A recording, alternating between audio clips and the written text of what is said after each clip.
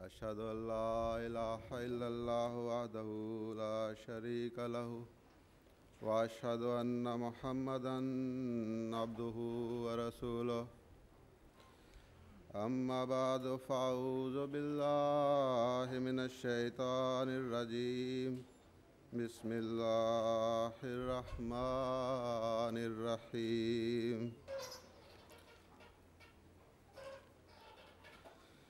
خاکسار اس وقت جماعت احمدیہ کے چوتھے خلیفہ حضرت مرزا طاہر احمد صاحب رحمہ اللہ تعالیٰ کے پرشوکت دور کی چند دلکش یادیں لے کر آپ کے سامنے حاضر ہے۔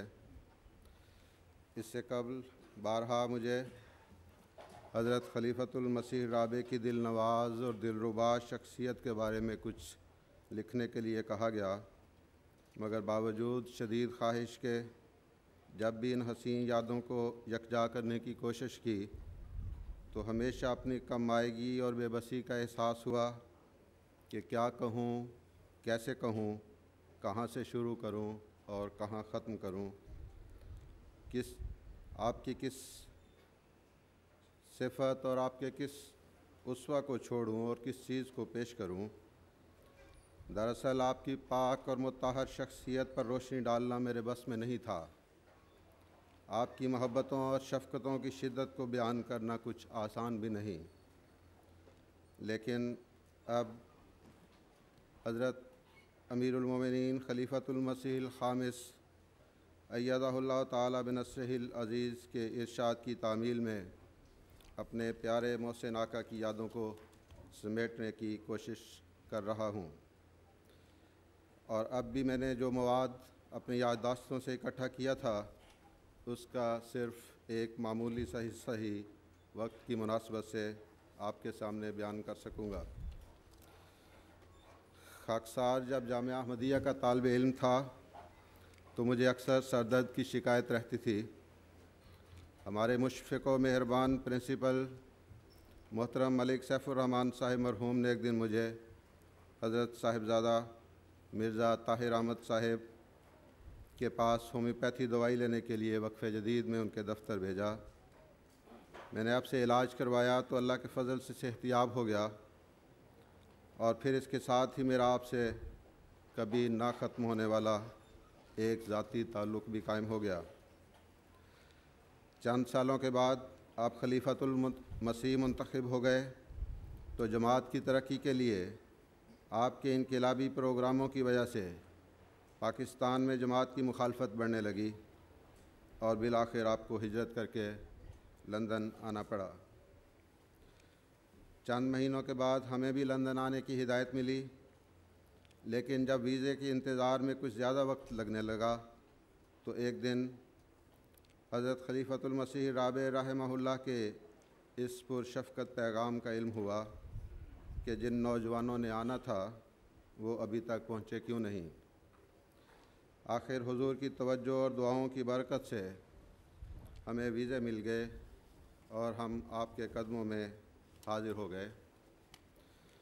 دوران ملاقات آپ نے بہت شفقت فرمائی اور فوری طور پر پرائیویٹ سیکرٹری صاحب کو ہدایت فرمائی کہ انہیں ایسٹ لندن سے گرم ڈفل کوٹ منگوا کر دیں، بیچاروں کو سردی لگتی ہوگی، کہیں بیمار نہ پڑ جائیں۔ 1988 میں حضرت صاحب نے مجھے دفتر پرائیویٹ سیکرٹری میں خدمت کے لیے مقرر فرمایا اور اس طرح نہایت شفقت سے براہ راست اپنی نگرانی میں میری تربیت فرمائی اور مجھے کام کرنے کے سلیقے اور اسلوب سکھائے۔ میری ادنا اور چھوٹی چھوٹی معمولی خدمتوں کو ہمیشہ بے انتہا محبت سے حوصلہ افزائی فرماتے ہوئے بڑھ چڑھ کر قبول کیا۔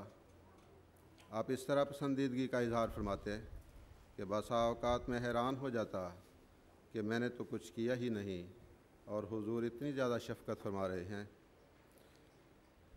لیکن اپنے کارکنوں کے ساتھ حضور کی ان شفقتوں کا حال مجھ پر اس وقت کھلا جب حضور نے مجھے اپنا پرائیویٹ سیکرٹری بنایا۔ میں نے دیکھا کہ حضور ہر کارکن کے کام پر دل کھول کر داد دیتے اور اظہار خوشنودی فرماتے، اور حتی الوسع کبھی کسی کارکن کے کام میں عیب نہ نکالتے، سب پر اعتماد فرماتے۔ اور کبھی غلطی ہو جاتی تو نہ صرف پردہ پوشی فرماتے بلکہ بہت محبت سے قدم قدم پر رہنمائی بھی فرماتے۔ کارکنان جب آپ کے پاس دفتر میں حاضر ہوتے تو ہمیشہ بے حد عزت سے انہیں بلاتے کہ آئیے آئیے، تشریف لائیے، بیٹھیے، فرمائیے کیسے آنا ہوا۔ اس توجہ سے حال پوچھتے اور گھریلو حالات بھی ساتھ ساتھ دریافت فرماتے جاتے کہ انسان ورطۂ حیرت میں ڈوب جاتا کہ کہاں آپ کی بلند و بالا ہستی اور کہاں ہم آپ کے قدموں کے خاک نشین۔ حضرت صاحب کے بلند مرتبہ پر روشنی ڈالنے کے لیے میں یہاں 2 رویا بیان کرنا چاہتا ہوں۔ ایک دفعہ جماعت کے ایک نہایت بزرگ محترم چینی صاحب نے بیان کیا کہ میں نے خواب میں دیکھا کہ میں کسی مینار کی سیڑھیاں چڑھ رہا ہوں، جبکہ اس مینار کی چوٹی پر حضرت خلیفۃ المسیح رابع رحمہ اللہ ہیں۔ میں نے اس کی تعبیر یہ کی کہ حضور پر نور رحمہ اللہ کا مقام بہت ہی بلند اور بڑا ہے اور ہم تو ابھی صرف سیڑھیاں ہی چڑھ رہے ہیں۔ اسی طرح ایک دفعہ حضرت مسلم موعود رضی اللہ تعالیٰ عنہ کی بیگم حضرت سیدہ مہر آپا صاحبہ نے خواب میں حضور رحمہ اللہ کو دیکھا کہ آپ انہیں کہہ رہے ہیں کہ اللہ تعالیٰ نے مجھے نور الدین بنایا ہے۔ یہ رویا کتنی سچی اور اس کی تعبیر کتنی شاندار تھی کہ ہر احمدی جانتا ہے کہ آغاز خلافت، ہجرت، مخالفین کی دشمنیاں اور آپ کی سرکردگی میں اور قیادت میں جماعت کی فتوحات، غرض کہ زندگی کے ہر مرحلہ اور ہر میدان اور ہر حال میں اللہ نے خود آپ کا خیال رکھا اور ہمیشہ خود ہی آپ کا متکفل رہا۔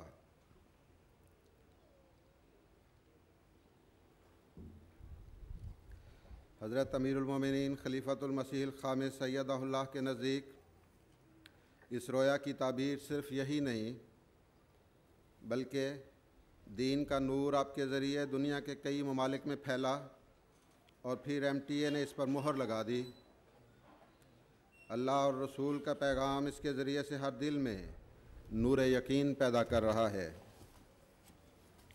حضرت خلیفۃ المسیح رابع رحمہ اللہ تعالی سراپا محبت اور شفقت وجود تھے، ہر ایک سے احسان کا سلوک فرمانے والے تھے۔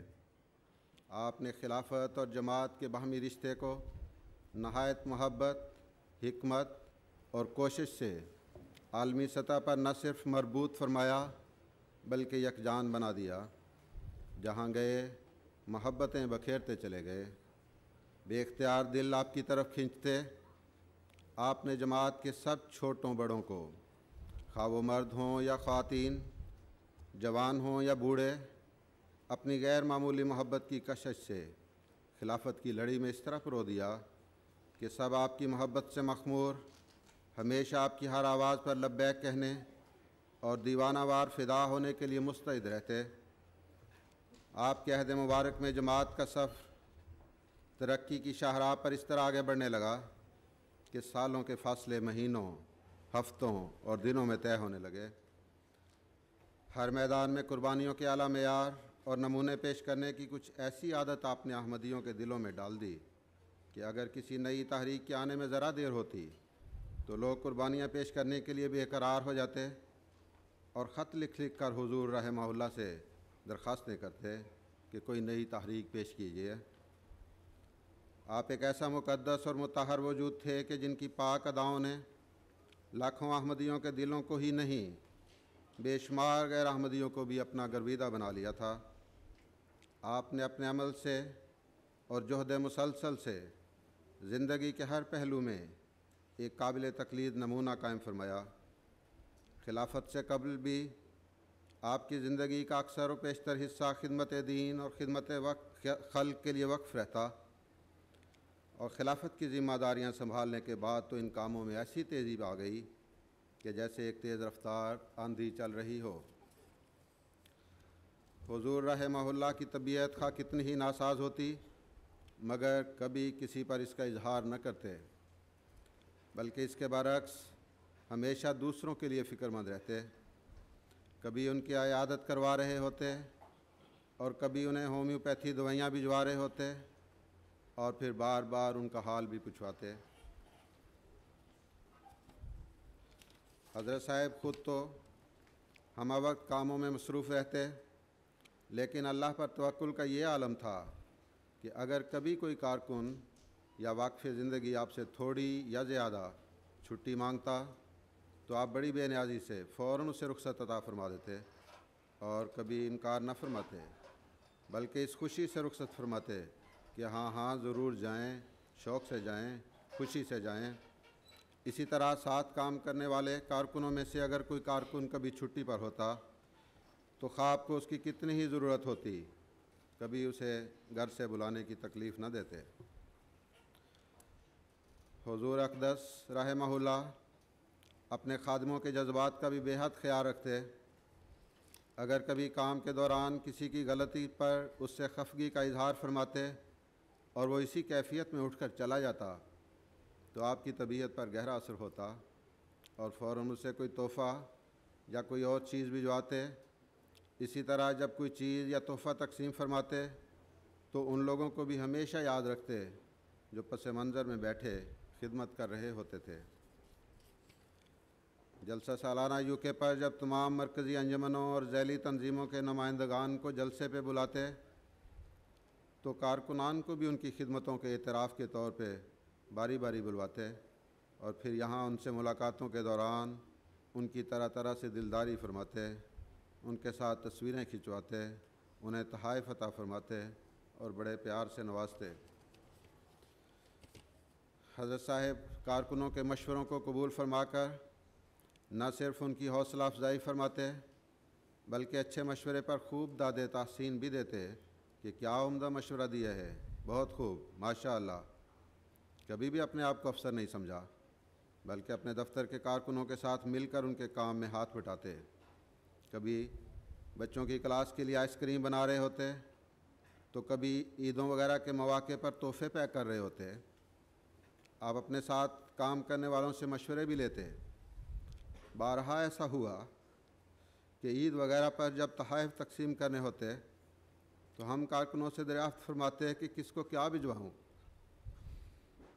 ہم سوچ کر کوئی نام یا کوئی چیز بتاتے تو بہت خوش ہوتے کہ زبردست آئیڈیا ہے، میں نے بھی یہی سوچا ہوا تھا۔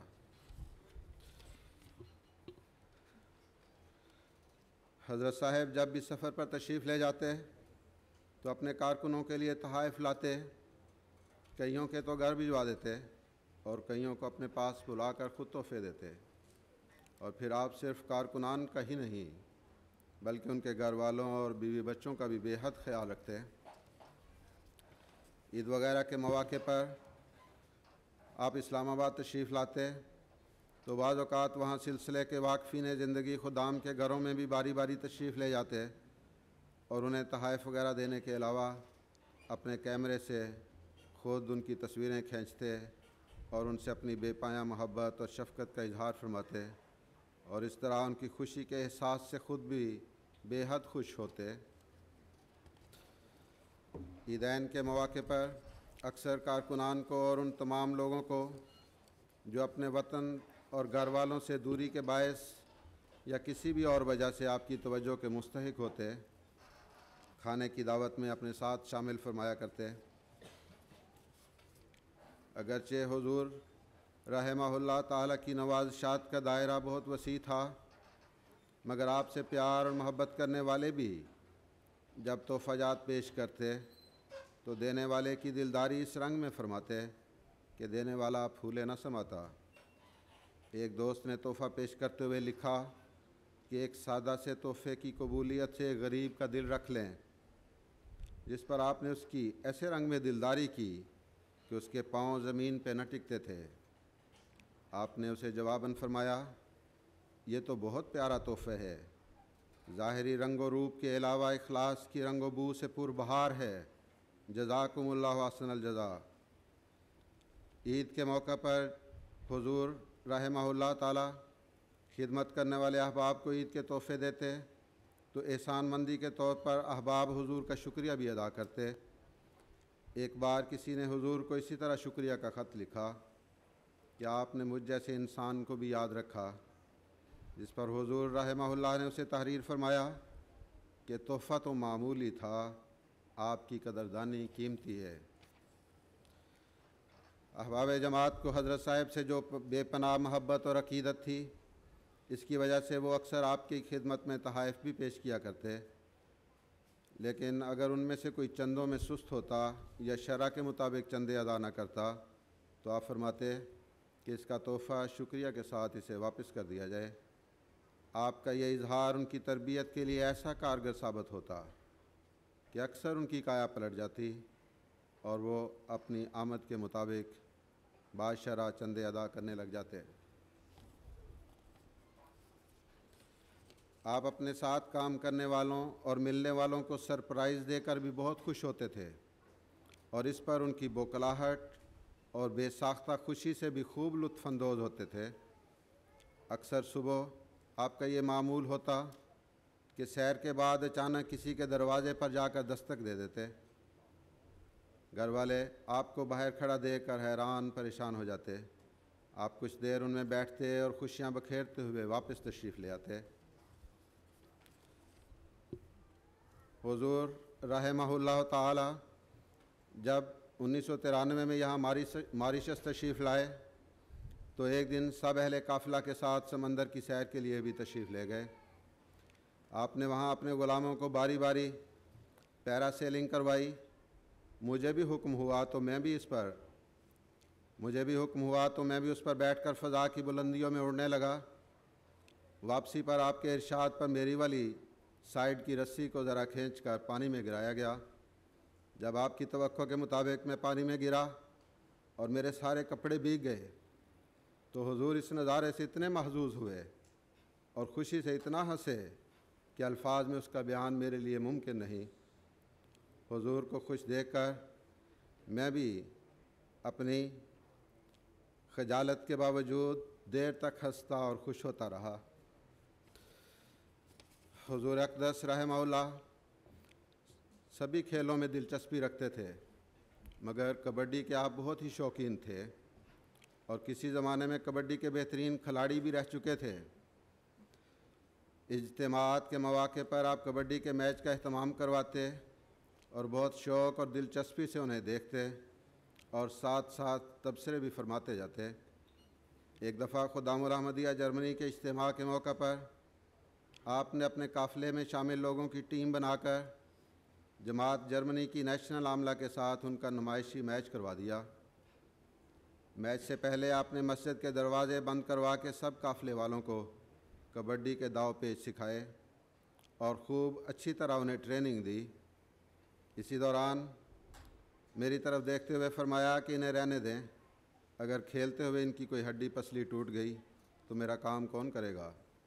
میں بھی آپ کے اس احسان پر آپ کا اور خدا تعالیٰ کا شکر ادا کرتا رہا کہ کتنی شفقت سے میرا بھرم رکھ لیا ہے۔ آپ نے مختلف علمی ریسرچ کے کاموں کے لیے جو ٹیمیں بنائی ہوئی تھیں ان کے ساتھ تو غیر معمولی احسان کا سلوک فرماتے، انتہائی باریکی سے ان کی ضروریات کا خیال رکھتے۔ مجھے یاد ہے کہ ایک دفعہ ایک خدمت کرنے والا شخص کچھ لیٹ پہنچا تو پتہ چلا کہ اس کی کار خراب ہو گئی تھی۔ آپ نے فوراً اپنے عملے کو حکم دیا کہ ان کی کار ٹھیک کروائیں۔ آپ کسی نہ کسی طرح پتہ لگا لیتے تھے کہ خدمت گاروں میں سے کسی کو کوئی ضرورت تو درپیش نہیں، اور پھر اس ضرورت کو خود اس طرح پورا فرما دیتے کہ کبھی مانگنا ہی نہ پڑتا۔ ریسرچ کرنے والی بعض بچیاں چھوٹے چھوٹے بچوں کو ساتھ لیے ہوئے کام کے لیے حاضر ہوتی تو آپ ان کے بچوں تک کا بے حد خیال رکھتے۔ کئی دفعہ ان کے چھوٹے چھوٹے بچوں کو بہلاتے رہتے۔ ان دنوں میں آپ کا دفتر بچوں کی ایک نرسری جیسا سما پیش کر رہا ہوتا۔ دفتر میں بچے اپنے کھلونوں سے کھیلتے رہتے اور بعض اوقات وہیں گند بھی ڈال دیتے، مگر آپ ان کی بچگانہ حرکتوں پر ذرا بھی برا نہ مناتے، بلکہ خدمت کرنے کے لیے آنے والوں کے بے حد احسان مند اور شکر گزار ہوتے کہ آپ لوگوں نے بڑا وقت دیا اور تکلیف اٹھا کر آئے۔ بار بار ان کا شکریہ ادا کرتے کہ اپنے کاموں اور وقت کا خرچ کر کے تم میرا کام کرنے آئے ہو۔ آپ کام کے دوران ان کی خاطر مدارات بھی خود ہی کرتے رہتے اور بار بار جزاک اللہ اور شکریہ اس کے علاوہ تھا۔ حضور کی مارکہ آرا کتاب ریویلیشن کی تیاری کے زمانے میں آپ کے ساتھ کام کرنے والی ایک بچی کی شادی کا جب وقت آیا تو حضرت صاحب نے خود اس کی شادی کی تیاری اس طرح کروائی جیسے ماں باپ کرتے ہیں، بلکہ ان سے بھی بڑھ کر۔ آپ نے اس کی چھوٹی سے چھوٹی چیزوں کا دھیان رکھا اور اس کی خدمتوں پر اس طرح سے عزت افزائی فرمائی کہ رخصت کے وقت بچی کو اپنی کار میں بٹھا کر ایئرپورٹ کے لیے روانہ فرمایا۔ حضرت صاحب میں کام کرنے کی غیر معمولی صلاحیت تھی۔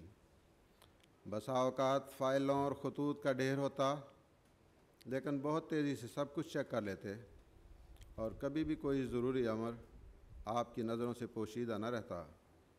آپ ساتھ ساتھ خطوط اور رپورٹس پر ہدایات بھی دیتے جاتے اور فرماتے کہ اللہ کا میرے ساتھ یہ عجیب احسان کا سلوک ہے کہ کسی خط کی کوئی اہم بات کبھی نظر سے اوجھل نہیں رہی۔ نظر ہمیشہ وہیں جا کر ٹکتی ہے جہاں لکھنے والے نے اپنا مدعا بیان کیا ہوتا ہے۔ اللہ تعالیٰ نے حضرت مسیح موعود علیہ السلام سے جو یہ وعدہ فرمایا تھا کہ انت الشیخ المسیح الذی لا یضاع وقتہ، کہ تو وہ بزرگ مسیح ہے جس کے وقت کو ضائع نہیں کیا جائے گا، میں خود اس بات کا شاہد ہوں کہ حضرت صاحب کی زندگی میں حضرت اقدس مسیح موعود علیہ السلام کا یہ الہام بڑے نمایاں طور پہ بارہا پورا ہوا۔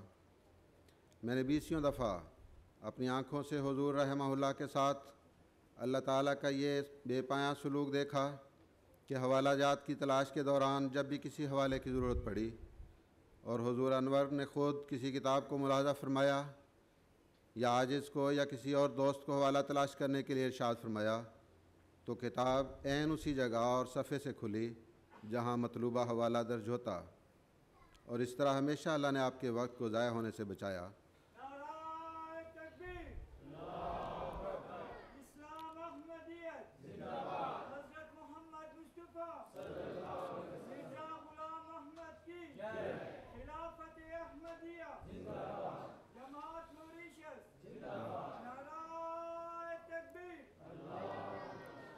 اسی طرح جب کبھی حضور انور کو کسی چیز کی ضرورت پڑتی یا کسی چیز کا خیال دل میں گزرتا تو دفتر تشریف لانے پر اکثر وہ چیز آپ کے سامنے موجود ہوتی اور کبھی آپ کو اسے منگوانے کے لیے کسی سے کہنا نہ پڑتا، بلکہ خود ہی اللہ آپ کی ضرورت پوری فرما دیتا۔ اپنی آخری بیماری کے دوران جب آپ آپریشن کے بعد ہاسپٹل سے گھر واپس تشریف لائے تو باوجود شدید نقاہت اور کمزوری کے چند ہی منٹوں بعد عاجز کو یاد فرمایا کہ ڈاک لے کر اوپر آ جائے۔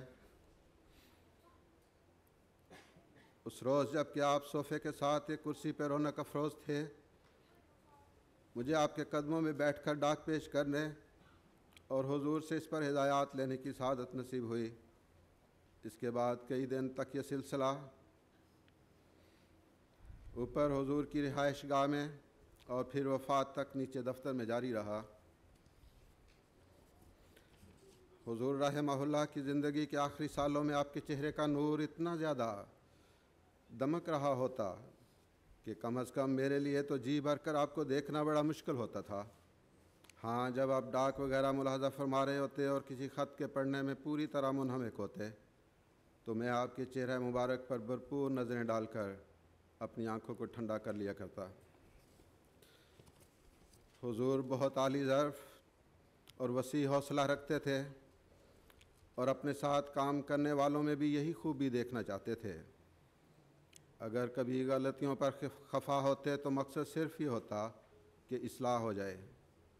اگر اصلاح ہو جاتی اور حسب منشاء کام بھی مکمل ہو جاتا تو بے حد خوش ہوتے، اپنے خادموں کی خوشیوں میں بڑے پیار سے شریک ہوتے اور جی بھر کر ان کی دلداری فرماتے۔ 1997 میں حضور مغربی کینیڈا کے سفر پر تھے کہ آپ کے خادم کے ہاں بیٹی کی پیدائش کی اطلاع ملی تو آپ بے حد خوش ہوئے اور اس خادم کی کسی غلطی پر وقتی ناراضگی کے باوجود آپ نے اپنی طرف سے اس کی بچی کی پیدائش پر سب حاضر احباب کی ایک ہوٹل میں ایسی پرتکلف دعوت کی کہ سب حضور کی اس دلداری پر رشک کرتے رہے۔ حضرت صاحب کو بچوں سے بے حد پیار تھا۔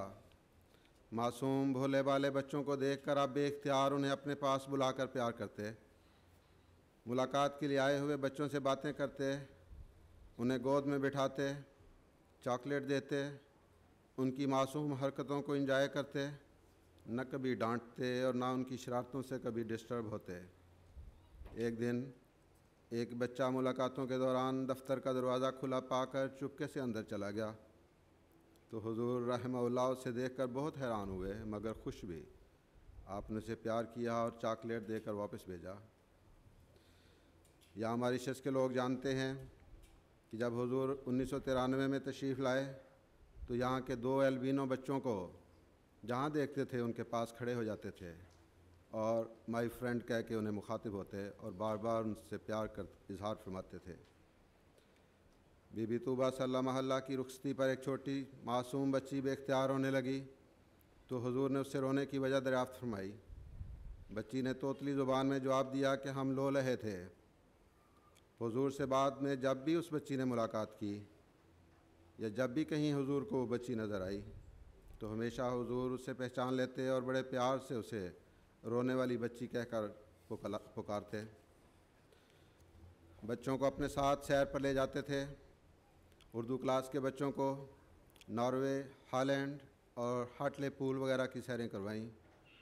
رمضان کے مہینے میں آپ صبح کی سیر کی بجائے نماز عصر کے بعد سیر کے لیے تشریف لے جایا کرتے تھے تو اس موقع پر بچوں سے بھری ایک پوری وین بھی ساتھ جاتی اور اس طرح جہاں انہیں حضور کی معیت میں سیر کی سعادت ملتی وہاں حضور بھی ان سے خوب باتیں کرتے، ان سے لطیفے سنتے اور سناتے اور باتوں باتوں میں ان کی تربیت بھی فرماتے جاتے۔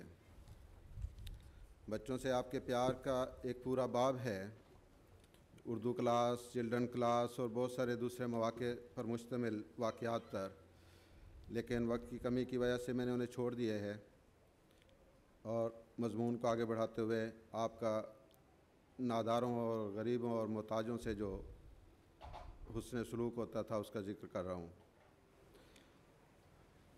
حضور رحمہ اللہ تعالی ناداروں کے مونس و غمخوار تھے، غریب پروری آپ کا شیوا تھا، غریبوں کا دکھ آپ کو بے چین کر دیتا اور حتی المقدور ان کو آرام اور آسائش پہنچانے کے لیے ہمیشہ کوشاں رہتے۔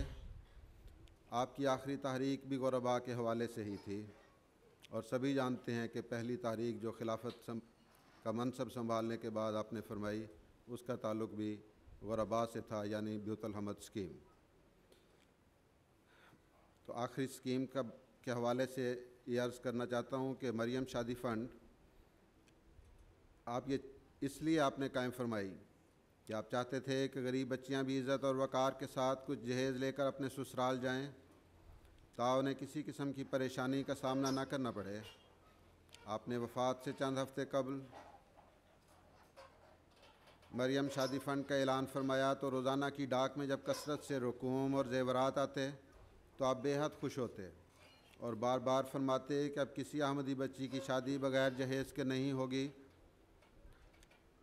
اب کبھی غربت ان کی شادیوں میں روک نہیں بنے گی۔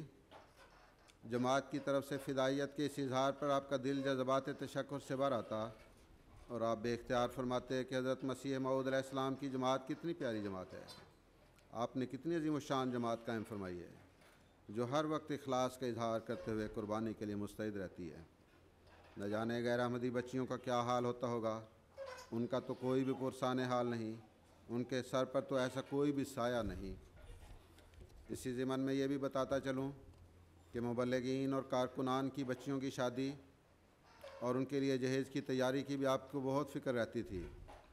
چنانچہ وفات سے چند سال پہلے آپ نے یہ طریق اختیار فرمایا کہ مختلف بچیوں کی شادی کے لیے جہیز کی چیزیں یہ کہہ کر ان کے والدین کے سپرد کر دیں کہ امانتاً رکھ لیں، یہ میری طرف سے شادی پر اس کے لیے تحفہ ہوں گی۔ آپ اس سامان کی تقسیم کا ریکارڈ بھی رکھوایا کرتے تھے۔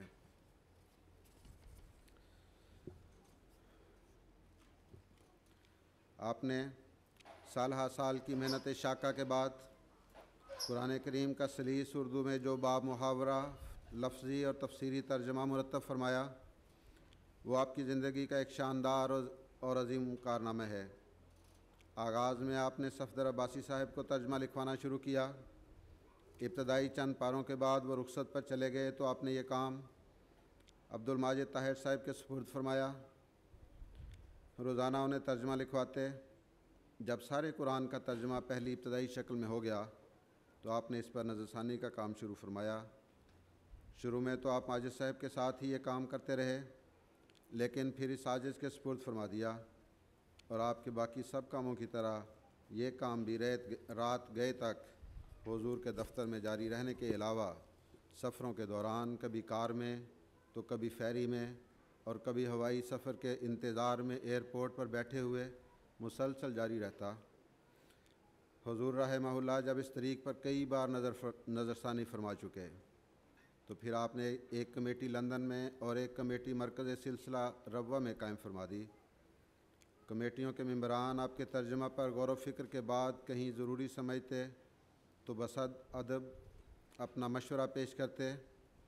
اس دوران بارہا حضور کی سیرت کا یہ پہلو نمایاں طور پر نظر آیا کہ مشورہ درست ہوتا تو آپ بلا تردد اسے قبول فرما لیتے، ورنہ بڑے پیار سے سمجھا دیتے کہ میں نے یہ ترجمہ کیوں اور کس وجہ سے اختیار کیا ہے۔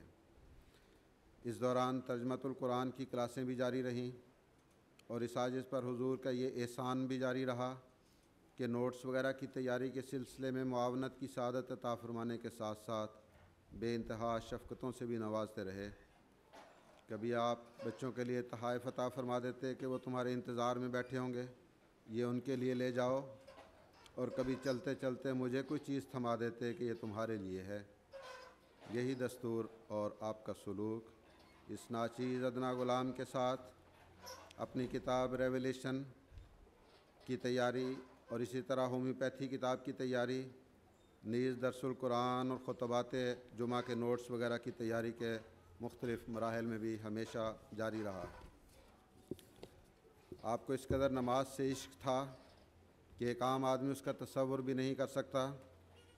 آپ بیماری میں کمزوری کے باوجود کھڑے ہو کر نماز ادا کرتے رہے۔ آخری بیماری کے دوران شدید کمزوری کے باوجود آپ جس طرح سہارا لے کر اور چھوٹے چھوٹے قدم اٹھاتے ہوئے مسجد میں نماز پڑھانے کے لیے تشریف لاتے، اسے تو جماعت کبھی فراموش نہیں کر سکتی۔ آپ کبھی بھی نماز کو قضا نہیں ہونے دیتے تھے۔ حضور حضر میں ہوتے یعنی قیام کی حالت میں ہوتے، اور موسم خاص سرد ہوتا یا گرم، بارش ہو رہی ہوتی یا برف باری کا سماں ہوتا، کسی بھی قسم کے موسم کی پرواہ کیے بغیر آپ ہمیشہ مسجد میں ہی جا کر نماز ادا کیا کرتے تھے۔ سفروں میں نماز پڑھنے کا حال بھی سن لیں۔ ناروے کے ایک سفر کے دوران ہم نے انتہائی یخ سردی میں بحری جہاز کے کھلے ڈیک پر آپ کی اقتداء میں نماز ادا کی ہوئی ہے، اور اسی طرح سخت گرمی اور مچھروں کی یلغار کے وقت الاسکا میں بھی آپ کے پیچھے نمازیں پڑھی ہوئی ہیں۔ یورپ کے سفروں میں سڑک کے کنارے مناسب جگہ دیکھ کر نمازوں کے لیے رکنے کی ہدایت تو ہمیشہ جاری رہی۔ الغرض آپ کی زندگی قرۃ عین فی الصلاۃ کا ایک نمونہ تھی کہ میری آنکھوں کی ٹھنڈک نماز میں ہے۔ حضرت صاحب کی زندگی کا ایک اور بہت دلکش اور دلگداز پہلو آپ کا عشق محمد عربی صلی اللہ علیہ وسلم ہے، جو ماں کی گود میں امیر خسرو کے ان نعتیہ اشعار پر مشتمل لوریوں کو سن سن کر آپ کے دل میں پروان چڑھا۔ بلغ العلا بکمالہ کشف الدجا بجمالہ حسنت جمیع خصالہ صلو علیہ وآلہ۔ آپ نے بچپن میں پیدا ہونے والی اس محبت کی شمع کو ہمیشہ روشن رکھا۔ اسی نور اور روشنی سے ہمیشہ آپ کی پاکیزہ حیات منور رہی۔ چنانچہ جب بھی آن حضرت صلی اللہ علیہ وسلم کا نام نامی آپ کی زبان پر آتا تو آپ کی آنکھیں آنسوؤں سے تر ہو جاتی، آواز بھرا جاتی، بمشکل اپنے جذبات پر قابو پا کر حضور اکرم صلی اللہ علیہ وسلم کا ذکر مکمل فرمایا کرتے۔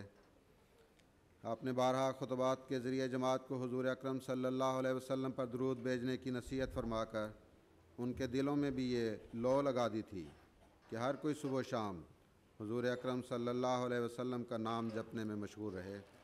چنانچہ اپنے ایک شعر میں آپ نے اس کا اظہار یوں فرمایا: دن رات درود اس پر ہر ادنا غلام اس کا، دن رات درود اس پر ہر ادنا غلام اس کا، پڑھتا ہے بصد منت جپتے ہوئے نام اس کا۔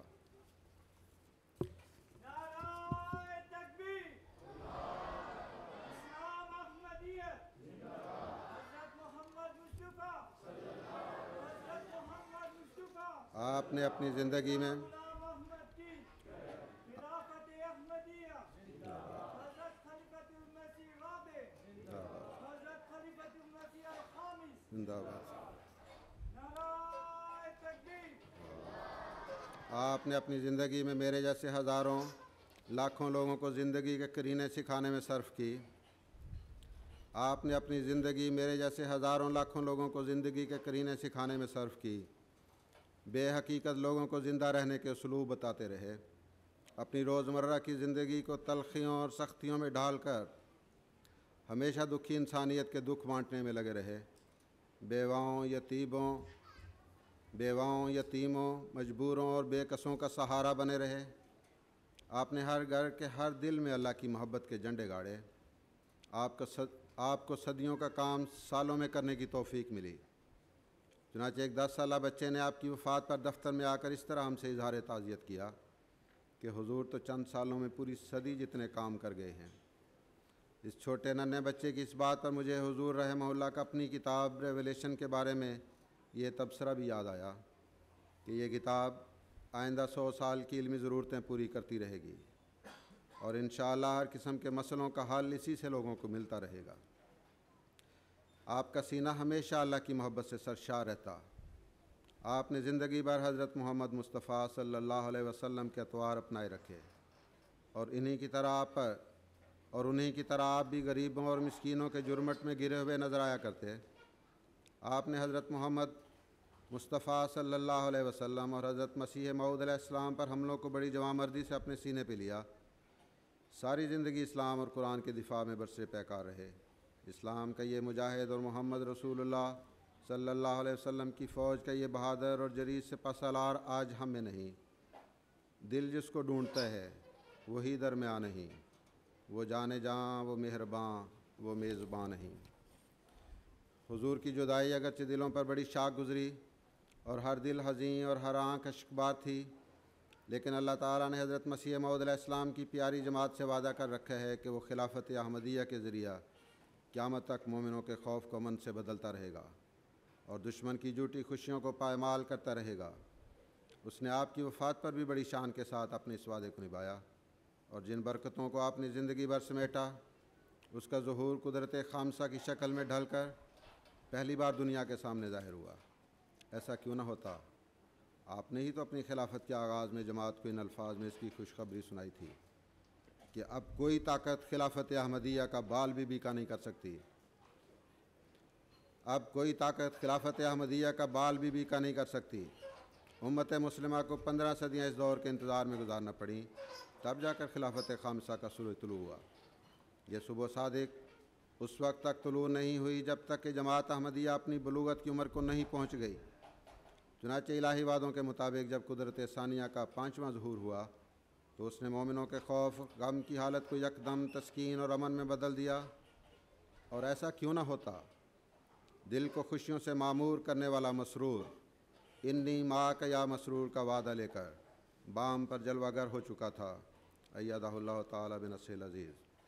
میں ہر روز مشاہدہ کرتا ہوں کہ آپ کے کاموں کے انداز بھی وہی ہیں، وہی ڈنگ ہیں، وہی ادائیں، وہی طور طریقے اور وہی اسلوب ہیں، وہی مطمع نظر، وہی مہمات، وہی منزلیں، وہی ترقیات کی لامتناہی راہیں، اور وہی عظیم الشان وعدے ہیں جو پہلے بھی بہت شان سے پورے ہوتے رہے اور اب اس عہد مبارک میں بھی پورے ہوں گے انشاءاللہ، بلکہ ہو رہے ہیں۔ کچھ بھی تو نہیں بدلا۔ ہاں ایک مبارک وجود تھا جو چلا گیا، اور اس کی جگہ ایک اور مبارک وجود نے لے لی۔